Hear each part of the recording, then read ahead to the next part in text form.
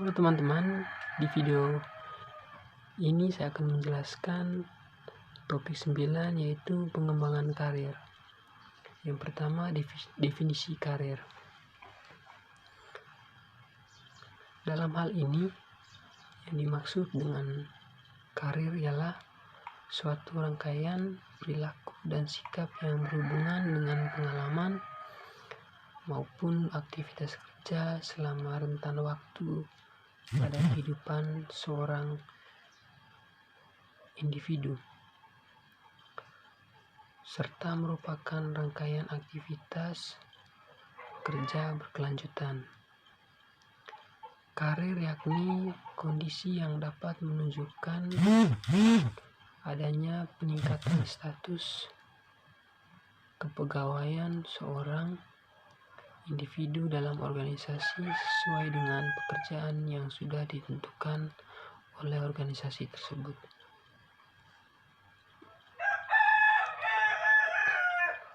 Karir merupakan kedudukan, rangkaian pekerjaan, dan posisi yang pernah diduduki oleh seseorang selama masa kerjanya. Karir dapat menunjukkan peningkatan maupun perkembangan pegawai secara individu pada suatu jenjang yang dicapai selama masa kerjanya di dalam organisasi.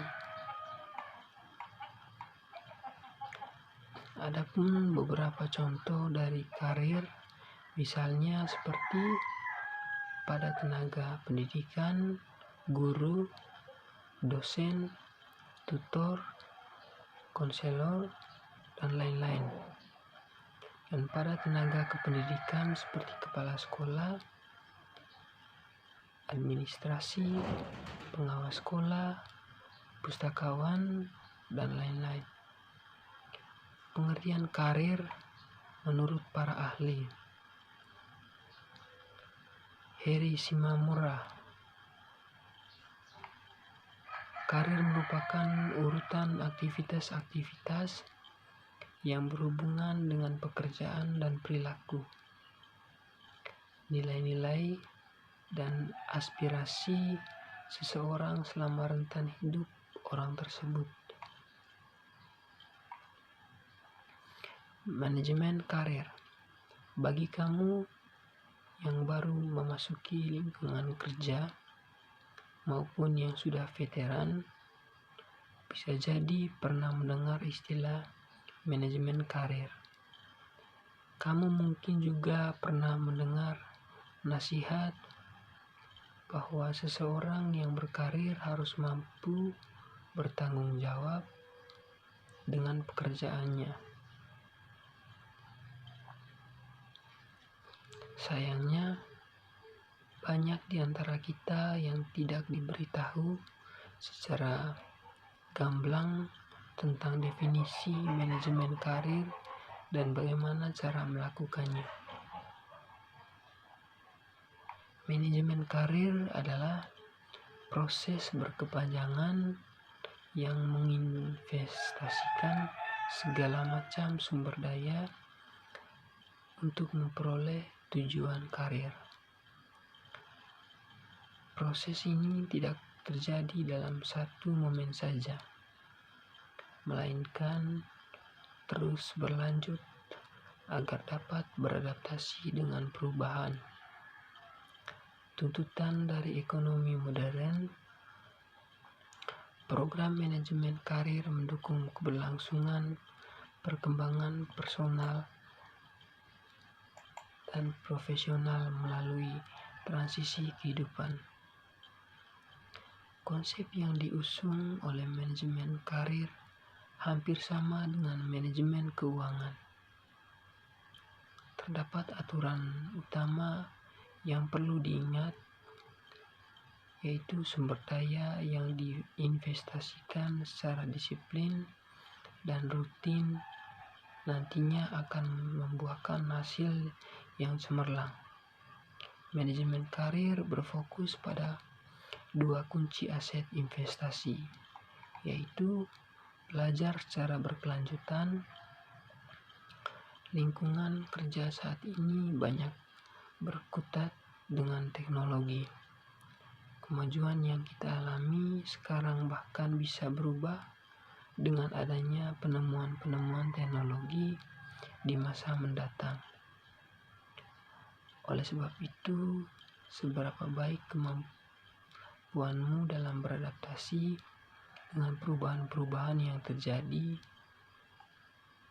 sangat dipengaruhi oleh seberapa giat kamu mengumpulkan pengetahuan dan mengasah keahlian. Beberapa contoh kegiatan yang dimaksud antara lain menjalani kursus bersertifikat, menghadiri konferensi, bergabung dengan proyek, rajin membaca materi-materi profesional, dan mengikuti coursework baik secara langsung maupun jarak jauh. Yang kedua yaitu jaringan relasi. Pada sikon ekonomi yang menitik beratkan informasi dan layanan seperti sekarang, relasi menjadi aset yang krusial. Pasalnya, relasi tidak hanya membantu menyelesaikan tugas dengan rekan kerja, vendor, pelanggan, atau kompetitor, tetapi juga menjadi sumber informasi terkait perkembangan industri beserta sektor-sektornya. Kita juga punya relasi di luar lingkungan kerja yang berhubungan dengan urusan-urusan pribadi, misalnya spiritual, hobi, anak-anak, atau jaringan komunitas. Hubungan profesional dan personal inilah yang akan menjadi dasar dari manajemen karir. Caramu berinteraksi, merespon, dan terhubung dengan semua relasi yang dimiliki akan mempengaruhi performamu saat ini dan peluang di masa depan. Pelatihan dan pendidikan karyawan. Pendidikan dan pelatihan memegang peran penting dalam dunia kerja untuk memperoleh hasil yang maksimal. Pengertian pendidikan dan pelatihan dapat disimpulkan sebagai sebuah rangkaian kegiatan yang mengutamakan pengetahuan, keterampilan, dan peningkatan sikap seseorang karyawan dalam melaksanakan tugasnya untuk mencapai tujuan organisasi yang efektif dan efisien. Pengertian pendidikan dan pelatihan menurut para ahli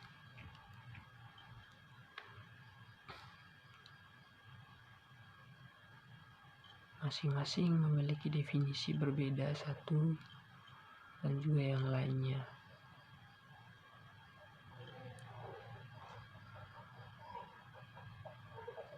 Pendidikan menurut Denyer berhubungan dengan mengetahui bagaimana dan mengapa serta lebih banyak berkaitan dengan teori pekerjaan, sementara pelatihan lebih condong pada hal-hal yang bersifat praktis. Ada hal-hal yang harus dipersiapkan dalam pendidikan dan pelatihan. Misalnya prinsip pendidikan dan pelatihan, tujuan, manfaat, dan jenis pendidikan dan pelatihan.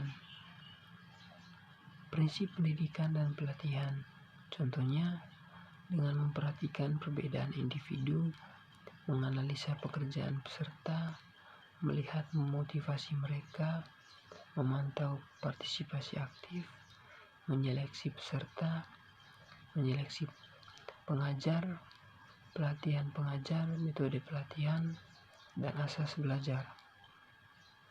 Sementara tujuan pendidikan dan pelatihan biasanya disesuaikan dengan kebutuhan perusahaan atau organisasi masing-masing. Secara umum, tujuan pendidikan dan pelatihan dapat dikelompokkan ke dalam 3 bagian besar, yakni untuk mempersiapkan karyawan atau anggota organisasi yang akan dipromosikan. Memperbaiki kinerja lewat peningkatan pengetahuan, keterampilan, dan kemampuan karyawan atau anggota organisasi, serta demi menyesuaikan diri dengan perkembangan teknologi. Manfaat pendidikan dan pelatihan tidak hanya akan dirasakan karyawan atau anggota organisasi yang menjadi lebih profesional setelah mengikuti pendidikan dan pelatihan, melainkan juga akan berdampak pada kinerja perusahaan. Ada beberapa jenis pendidikan dan pelatihan merujuk pada metode pendidikan dan pelatihan yang digunakan, yakni magang, bekerja sambil belajar,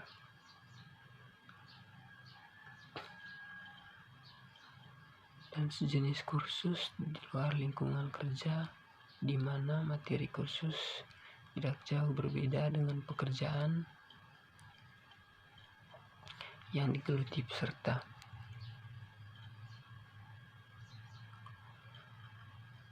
Hubungan pendidikan dan pelatihan. Dengan kesuksesan perusahaan maupun organisasi sangatlah erat ketika kualitas karyawan atau anggota organisasi meningkat, kinerja perusahaan pun secara langsung akan menguat.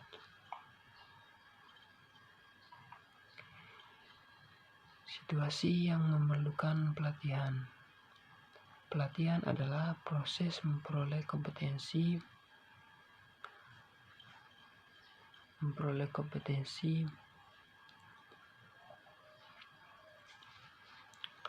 untuk melakukan suatu pekerjaan secara efektif. Kompetensi dalam sebuah pelatihan mencakup knowledge, skill, attitude, atau lebih dikenal dengan KSA. Pelatihan adalah sebuah investasi dari suatu organisasi untuk meningkatkan produktivitas, semangat pegawai, moral yang lebih tinggi, keuntungan yang meningkat, dan reputasi organisasi yang baik. Sebelum membuat pelatihan, seorang manajer perlu menentukan pelatihan yang dibutuhkan oleh karyawannya. Hal ini dilakukan untuk memastikan bahwa pegawai dapat menyelesaikan pekerjaan yang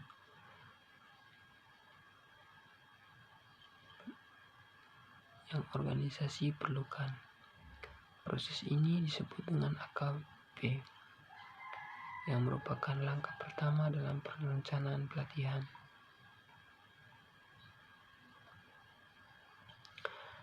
Tujuan dari analisis kebutuhan pelatihan adalah untuk mengukur kesenjangan antara situasi atau kinerja saat ini dengan yang diinginkan.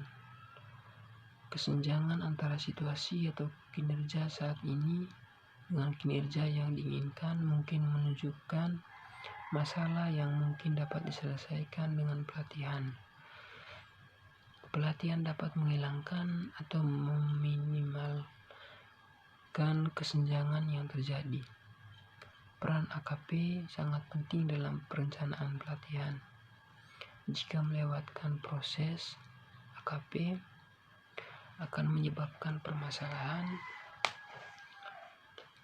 waktu, tenaga, dan dana yang dikeluarkan akan sia-sia karena pelatihan yang diberikan tidak sesuai dengan kebutuhan peserta oleh peserta atau tidak efektif untuk menyelesaikan permasalahan yang terjadi, sehingga ketika peserta kembali ke tempat kerjanya, mereka tidak mendapatkan kompetensi yang dibutuhkan.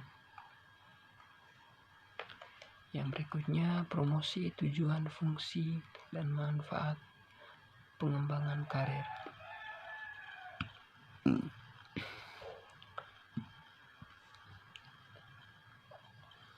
Pengembangan karir adalah sebuah proses peningkatan kemauan kerja individu yang dicapai dalam rangka mencapai karir yang diinginkan.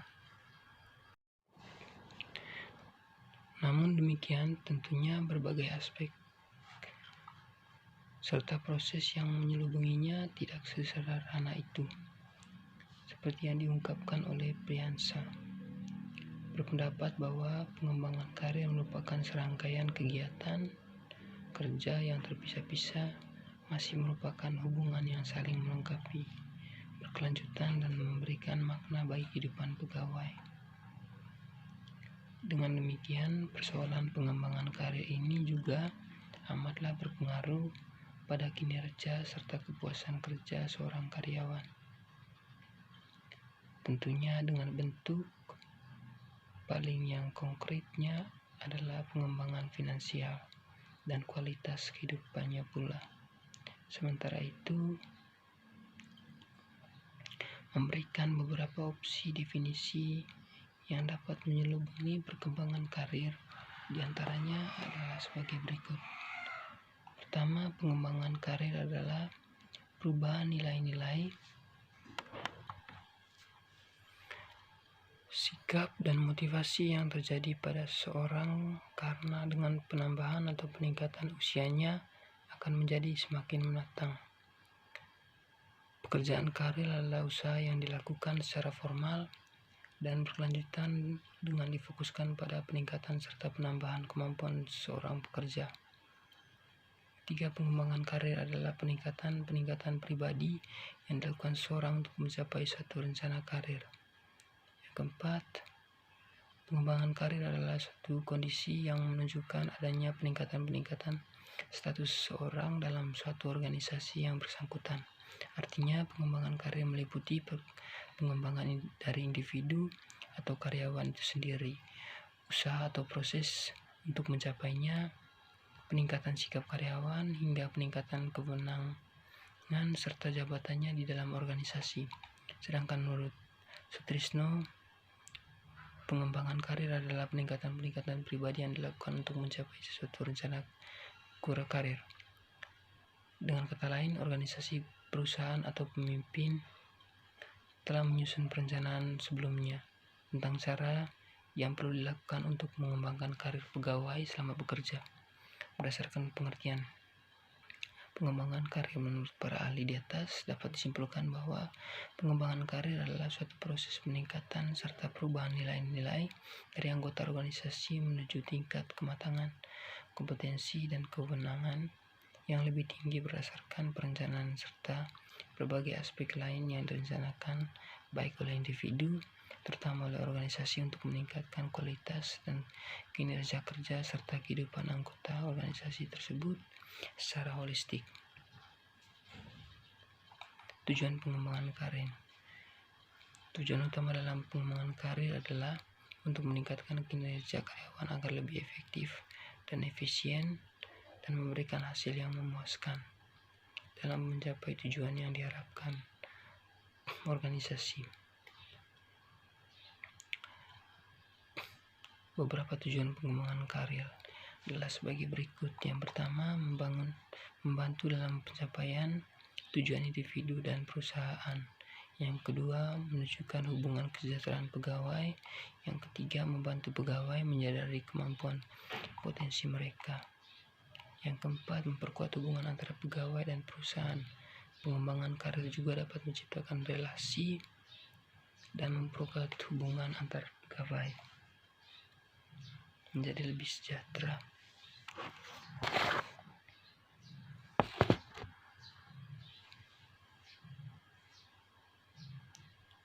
Membantu memperkuat pelaksanaan program perusahaan, mengurangi turnover dan biaya kepegawaian, mengingatkan suatu pemikiran jarak jauh, jarak waktu yang panjang, indikator pengembangan karir. Dalam mengukur tercapainya suatu variabel, dibutuhkan indikator-indikator konkret yang dapat menjadi berbagai gejala atau suatu tindakan nyata yang akan mempengaruhi suatu hal, tidak terkecuali pada persoalan pengembangan karir ini. Indikator pengembangan karir diantaranya adalah sebagai berikut. Yang pertama, prestasi kerja. Yang kedua, exposure, yang ketiga jaringan kerja, yang keempat peluang untuk tumbuh, yang kelima pembimbing dan sponsor. Sementara itu, menurut Priyansa, indikator pengembangan karir adalah sebagai berikut: perencanaan karir, pengembangan karir yang didukung oleh Departemen Sumber Daya Manusia, peran umpan balik terhadap kinerja. Bentuk pengembangan karir. Pengembangan karir tidak melulu mengenai masalah kenaikan jabatan saja. Bahkan bentuk atau wujudnya sendiri sebetulnya cukup beragam. Menurut Cardoso, bentuk pengembangan karir dapat dibagi menjadi 3, yakni sebagai berikut. Yang pertama, pendidikan dan pelatihan. Pendidikan dan pelatihan untuk pekerja adalah setiap usaha untuk memperbaiki performa pekerjaan pada satu pekerjaan tertentu yang sedang menjadi tanggung jawabnya, atau satu pekerjaan yang ada kaitannya dengan pekerjaan itu. Supaya efektif, pelatihan biasanya mencakup pendidikan atau pengalaman belajar, aktivitas-aktivitas yang terencana dan didesain sebagai jabatan atas kebutuhan-kebutuhan yang berhasil diidentifikasikan. Kedua, promosi atau kenaikan jabatan.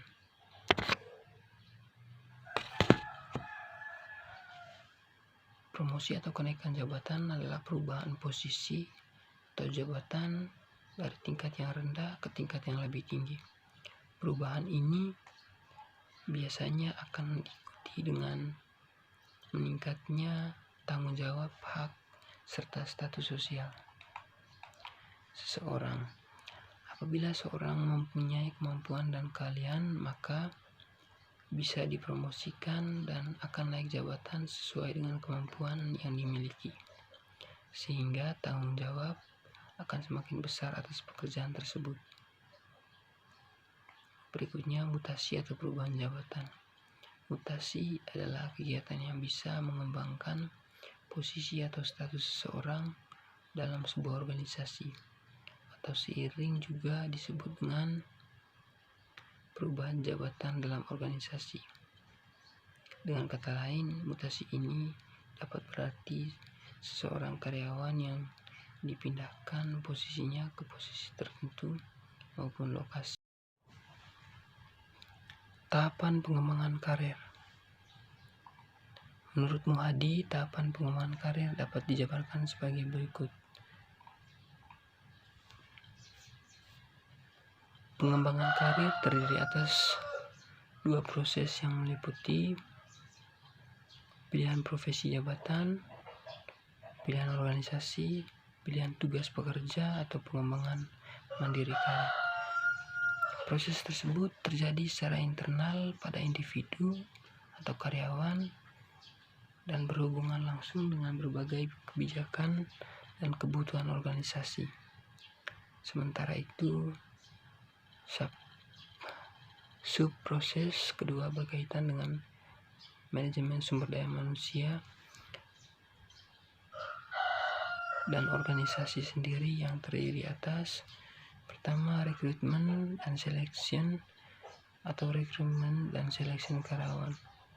Kedua, human resources, allocation, balance, and evaluation atau lokasi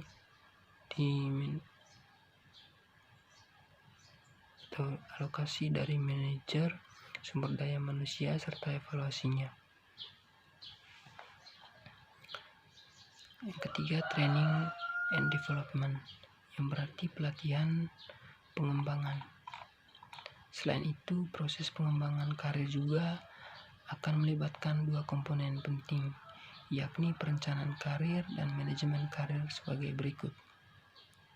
Pertama, career planning. Career planning atau perencanaan karir adalah suatu proses yang berlangsung secara sadar agar yang pertama menjadi tahu akan diri, peluang, hambatan, pilihan, dan akibat. Yang kedua, untuk mengidentifikasikan tujuan yang berkaitan dengan karir. Yang ketiga, pengembangan yang terkait untuk memberikan arah, waktu, dan urutan dari berbagai langkah untuk mencapai tujuan karir tertentu. Yang kedua, karir manajemen. Karir manajemen atau manajemen karir adalah suatu proses setelah berlangsung mulai dari penyiapan, pengimplementasian, monitoring, rencana karir yang dilaksanakan oleh individu sendiri atau bersama-sama dengan sistem karir organisasi. Yang berikutnya, faktor-faktor yang mempengaruhi pengembangan karir. Kebanyakan pekerja memilih satu karir karena memiliki potensi untuk berkembang baik secara finansial, kualitas hidup, dan kepuasan kerja. Oleh karena penting untuk diketahui berbagai faktor yang mempengaruhi persoalan pengembangan karir ini, Hasto dan Meilan mengungkapkan bahwa terdapat beberapa faktor yang mempengaruhi pengembangan karir yang diantaranya adalah sebagai berikut. Hubungan pegawai dan organisasi. Dalam situasi ideal, karyawan organisasi berada dalam hubungan yang saling menguntungkan. Dalam keadaan ideal ini, baik karyawan maupun organisasi dapat mencapai produktivitas kerja yang tinggi. Dengan terciptanya hubungan yang romantis antar karyawan dan organisasi sangat mempengaruhi pengembangan karir. Yang kedua, personalitas karyawan. Manajemen karir karyawan terganggu karena adanya karyawan yang mempunyai personalitas yang menyimpang. Misalnya, terlalu emosional, apatis, ambisius, dan lain-lain. Karyawan yang ambisius dan memaksakan kehendak untuk mencapai tujuan karirnya akan sulit dibina karena dirinya sendiri tidak peduli dengan karirnya. Berikutnya, faktor-faktor eksternal. Seorang karyawan yang mempromosikan jabatan lebih tinggi misalnya mungkin akan terpaksa dibatalkan karena ada orang yang di-drop dari luar organisasi. Faktor eksternal ini juga mengakibatkan manajemen karir suatu organisasi menjadi kacau. Dalam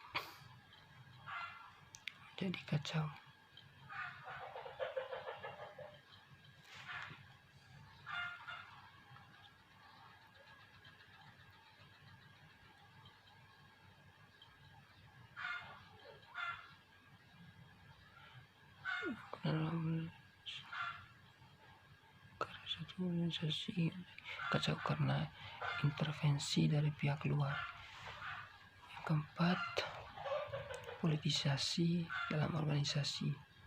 Manajemen karir karyawan akan tersendat dan bahkan mati jika faktor lain seperti intrik-intrik, kasakusuk, hubungan antar teman, nepotisme, dan sebagainya. Sistem penghargaan, sejumlah karyawan, ukuran organisasi, kultur atau budaya. Organisasi pun mempunyai budaya atau kultur dan kebiasaan-kebiasaan tertentu yang menyelubunginya. Ada organisasi yang cenderung berkultur profesional, objektif, rasional, dan demokratis. Akan lebih menghargai presentasi kerja dan mementingkan senioritas karyawan. Yang terakhir, tipe manajemen. Secara teoritis, normatif, semua manajemen sama.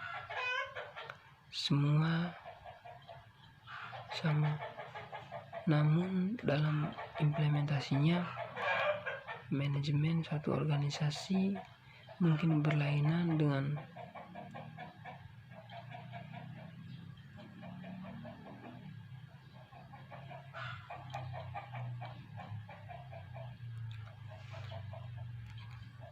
secara secara teoritis normatif semua manajemen sama, namun dalam implementasinya manajemen suatu organisasi mungkin berlainan dengan manajemen organisasi lain.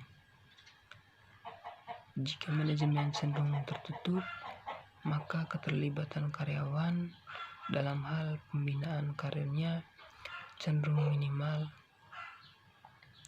Sebaiknya, jika cenderung terbuka, demokratis, maka keterlibatan karyawan dalam pembinaan karir cenderung besar.